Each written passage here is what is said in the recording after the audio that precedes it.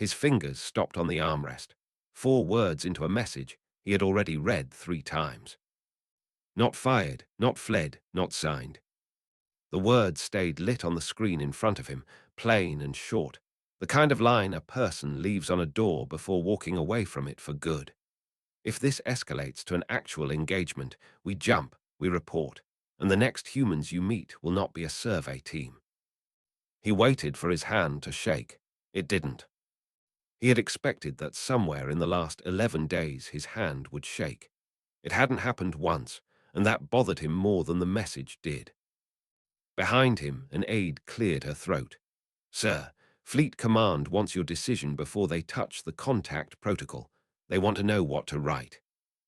Protocol. That word had followed him through this whole standoff, folder after folder, all titled the same way. Sovereignty, First Contact Protocol, revision pending. 40 ships sat in formation around 3 small survey vessels that had done nothing but hold their position for 11 days. Nobody on his bridge had a name for that yet. He set the slate down without answering her. Past the reinforced glass, the 3 ships sat exactly where they'd been for 11 days. Engines idle, shields at rest, weapons untouched. Waiting the way a person waits at a door they already know is locked. He keyed the comm. Power down, all weapons, full stand down. His voice didn't rise, it never did.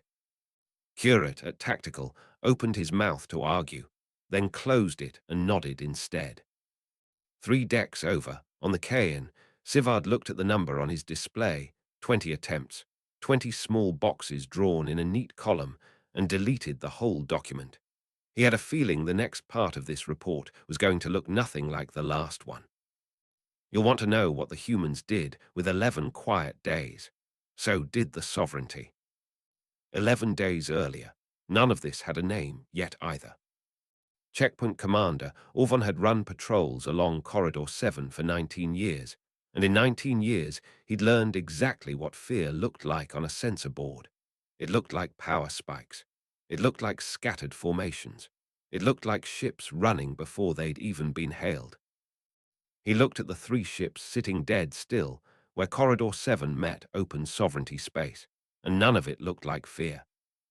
They'd appeared out of nowhere, according to the log, no drop beacon, no distress call, nothing on any registered lane.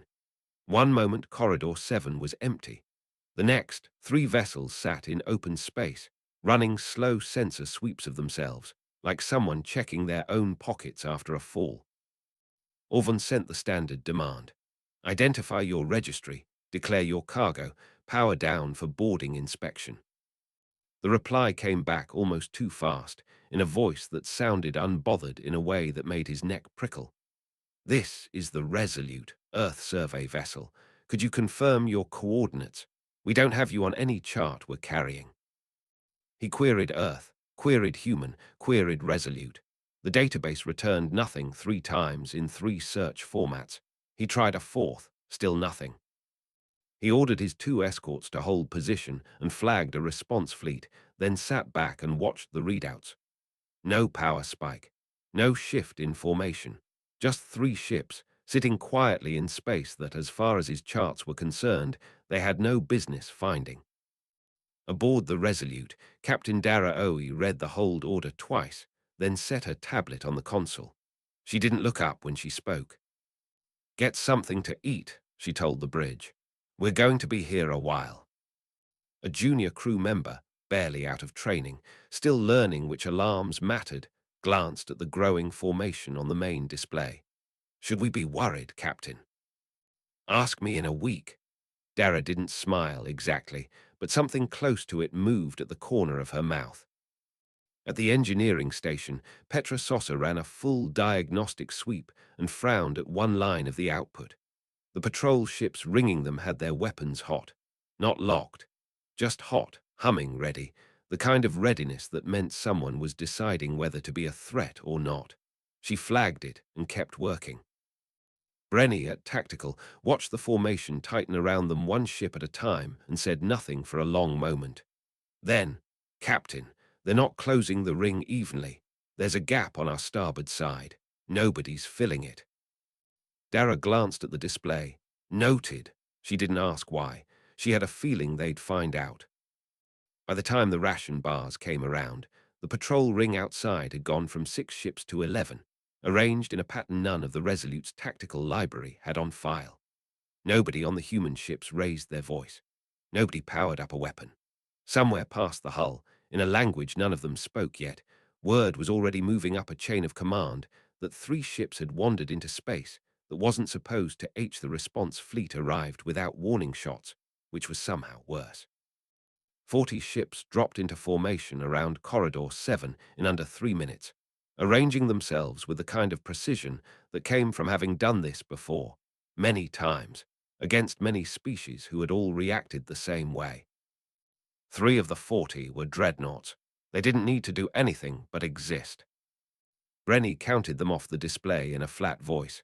Formation complete. They're not moving closer, just holding.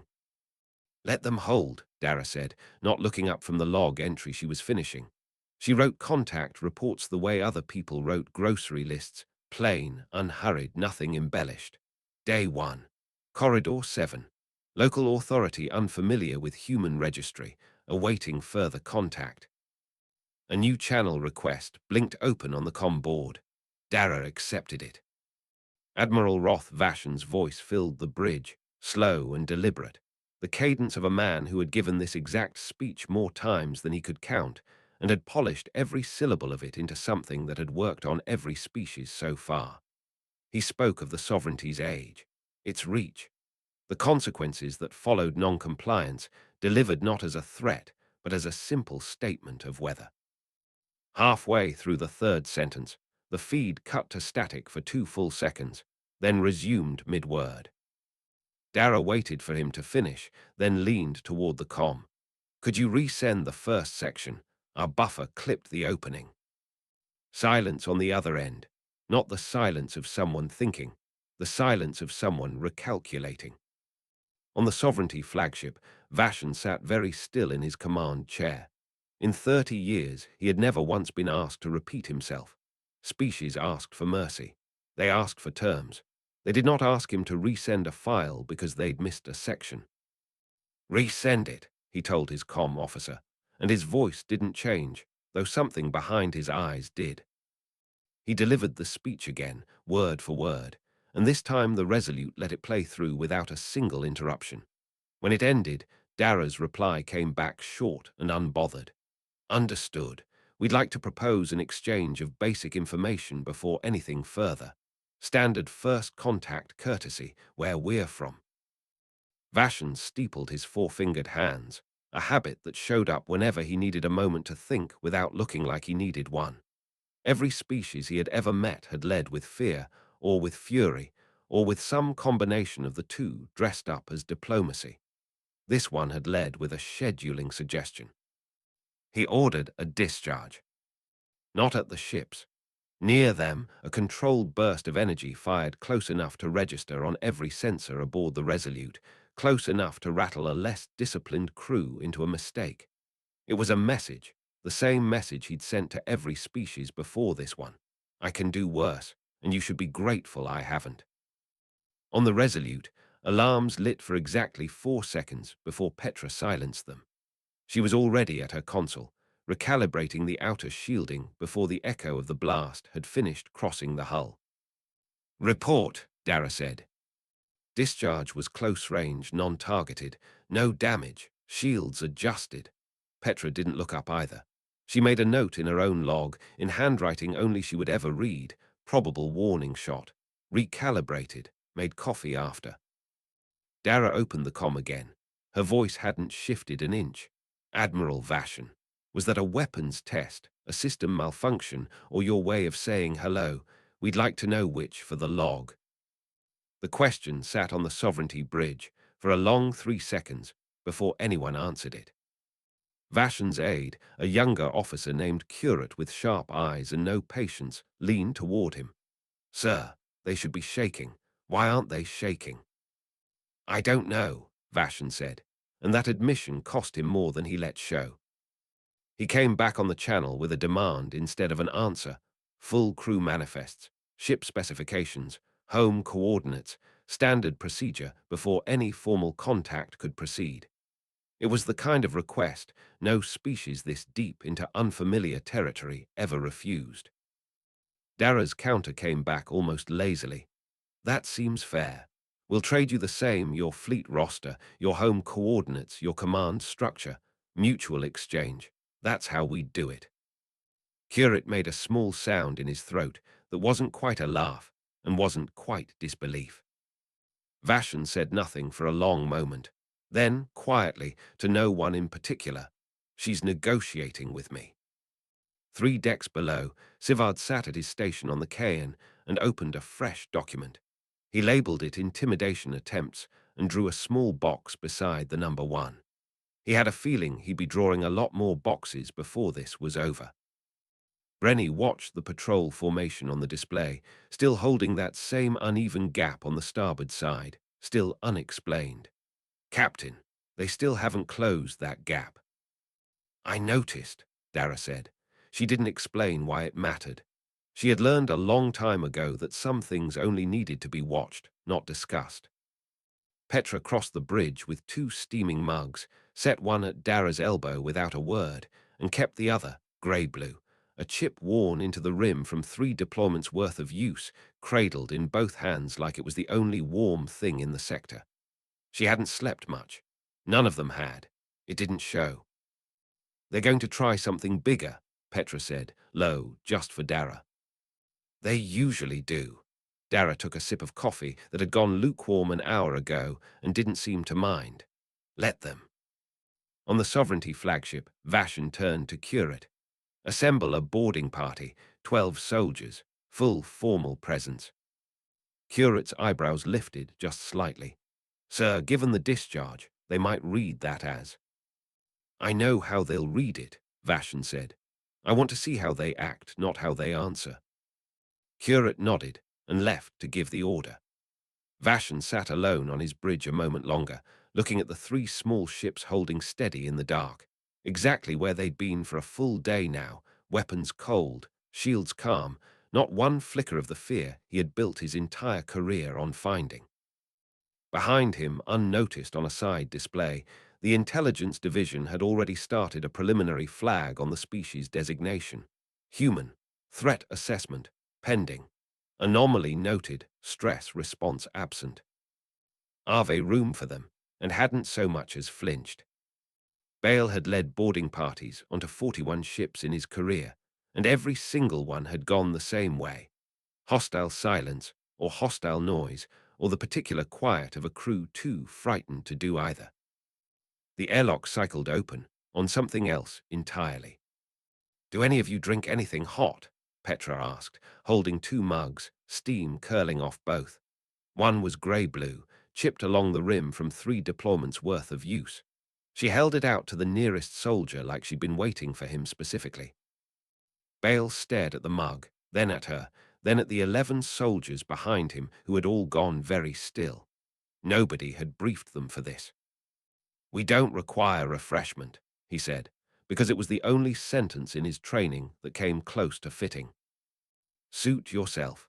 Petra shrugged and drank from the chipped one herself. "Tours this way. Take as long as you like. We're not going anywhere." For 2 hours, she walked them through the Resolute, engineering, mess hall, crew quarters, the hydroponics bay where a junior officer was quietly growing tomatoes nobody official had approved. She answered every question. She showed them the reactor core, the shield generators, the escape pods.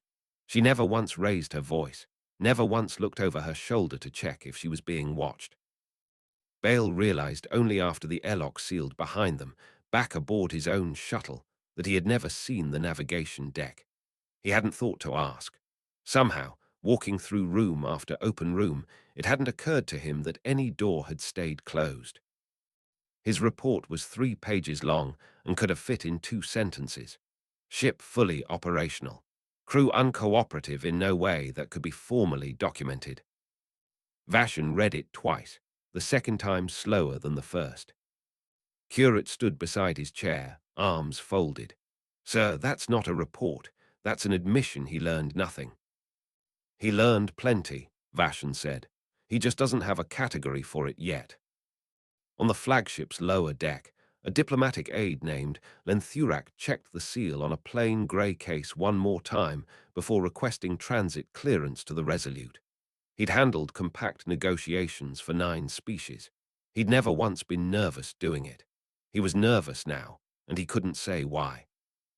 The meeting room aboard the Resolute was small, functional, and smelled faintly of the same coffee Petra had been serving all morning. Len set the case down and opened it, revealing a dense, formatted document that unfolded itself into layered projections the moment it sensed a reader. The instrument of integration, he said. Standard compact. Every species we've formally contacted signs a version of this. Dara pulled it toward her and began to read. She didn't skim. She read every clause, every subsection, every appended definition, in complete silence for 22 minutes. Len sat across from her and said nothing, because something in her stillness told him interruption would not be welcome. When she finally looked up, her expression hadn't changed. This is thorough. We'll need to transmit it back to Earth for review before anyone signs anything. Len blinked. That's not typically how this proceeds. It's how we proceed. She slid the document back across the table, unhurried. I don't have the authority to bind a species. I represent a survey crew of, not a government. Len studied her for a moment, weighing something. 4 species have declined this document. Fully declined, not delayed. I'd advise against joining that list. Dara's head tilted, the smallest motion. Of those 4, how many had faster than light travel before they met you? The question landed wrong, in a way Len couldn't immediately place. He opened his mouth, then closed it, then answered honestly because he couldn't think of a reason not to. None of them. We've had it 200 years, Dara said. It wasn't a boast. It came out the way she said everything, flat and unremarkable, a fact laid on the table next to the others. Just so the math's in front of you when you write this up. Len left without the compact. He did not, notably, leave angry.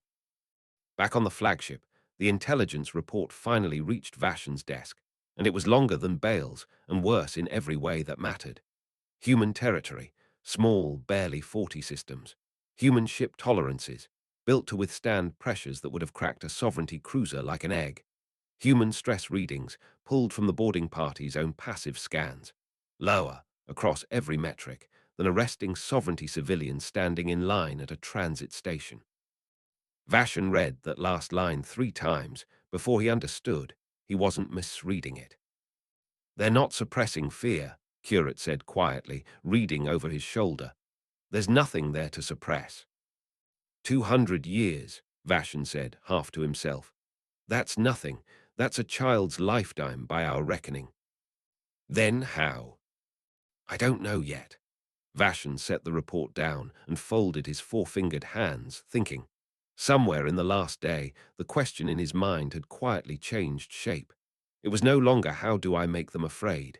It had become, without his noticing the shift, what did they survive that we didn't? He didn't share that thought with Curate. He wasn't sure yet what to do with it himself.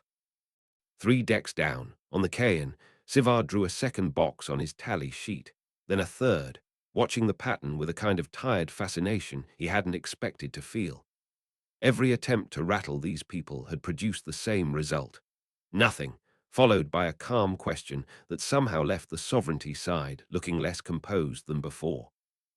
Aboard the Resolute, Petra finished her 3rd cup of coffee of the day and rinsed the chipped mug in the small galley sink, setting it upside down to dry the way she always did.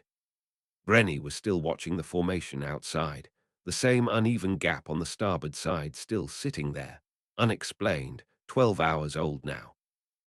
They still haven't closed it, Brenny said again. Maybe it's not a gap, Dara said, joining them at the display. Maybe it's a question. Neither of them asked her what she meant. She didn't offer to explain. That night, ship night, the arbitrary clock the Resolute kept out of habit more than necessity. A new signal arrived on Vashen's private channel, unattributed, unencrypted, time-stamped from the Resolute's bridge. It contained a single line, no greeting, no signature. If this escalates to an actual engagement, we jump, we report, and the next humans you meet will not be a survey team. Vashon sat with it a long moment. Not a threat. He'd heard 1,000 threats in his career and could recognize the shape of one blindfolded. This wasn't shaped like a threat at all. It read like a weather report, a plain statement of a thing that would simply happen the way rain happens, indifferent to whether he wanted it to. He didn't answer it that night. He read it 4 times and then a 5th and set it aside to sit with until morning. Morning came the way it always did aboard a warship, not with light, but with a shift change and a fresh pot of something bitter in the galley. Vashon hadn't slept. He'd read the message a 5th time somewhere past midnight and a 6th not long after, and by the time the bridge lights brightened to day cycle he'd stopped counting. The intelligence report sat open beside it, stress readings lower than a resting civilian, hulls built for pressures that should have cracked them. A species 2 centuries old, still standing, still asking politely for coordinates instead of mercy. He thought about the 4 species who declined the compact and walked away intact. He thought about the gap the human formation had never closed on their starboard side, still sitting there, still unexplained, and wondered if it had ever been a weakness at all or something else entirely. A door left open on purpose, for anyone willing to walk through it and talk instead of fight. Sir, curate again, quieter than before. Fleet Command is waiting on your order. Vashon looked at the message one last time. The next humans you meet will not be a survey team, not a threat. A fact laid flat on the table, the way Dara laid every fact she'd given him so far. Power down, he said. All weapons, full stand down. His voice hadn't changed in 11 days. It didn't change now. Curate opened his mouth, thought better of it, and gave the order. 3 decks down, Sivard watched the ship-wide status shift from ready to stand down and looked at his tally sheet one last time. 20 small boxes, 20 attempts, not one of them worth the paper. He deleted the entire document without saving a copy. Whatever came next, he had a feeling it wouldn't need a tally. The weapon's power down took just under 3 minutes. On Vashon's bridge, nobody spoke through any of it. He opened a channel to Len Thurak instead. Go back to the Resolute, leave the compact behind, find out what they actually want from us. Len arrived within the hour, carrying the same plain case, empty this time except for a recording device, and tucked in one corner, a snack bar he'd forgotten to take out that morning. He set the case down in the same small meeting room, still smelling faintly of coffee. What does your government actually want from this? He asked. Dara considered the question longer than he expected. An agreement neither side has to defend later, trade terms, communication protocols, nothing that asks either of us to answer to the other. It took 6 days to build. Len never used the word integration once in any draft. Dara never used the word resistance. What came out the other end was thinner than the instrument had been, plainer, built more like a handshake than a contract, a bilateral exchange, terms both sides could read in one sitting and mean every line of. On the 5th day, Len asked her something that had been sitting in him since the boarding party's report first crossed his desk. Your crew. None of them showed fear. Not once in 11 days, under a fleet that could have ended you in an afternoon. I've represented species that broke in an hour. How? Dara didn't answer right away.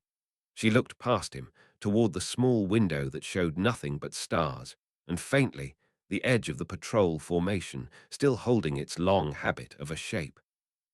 We spent most of our history with the danger coming from inside, she said finally. Inside the planet, inside the species. When the threat's other humans, you can't just point a weapon outward and be done with it. You have to figure out how to actually talk to whoever's across from you. We got good at that because we had to. A fleet outside the window is just a bigger version of a problem we already know how to sit with. Len didn't have a category for that answer either. He wrote it down anyway, word for word, because it seemed like the kind of thing that shouldn't be paraphrased.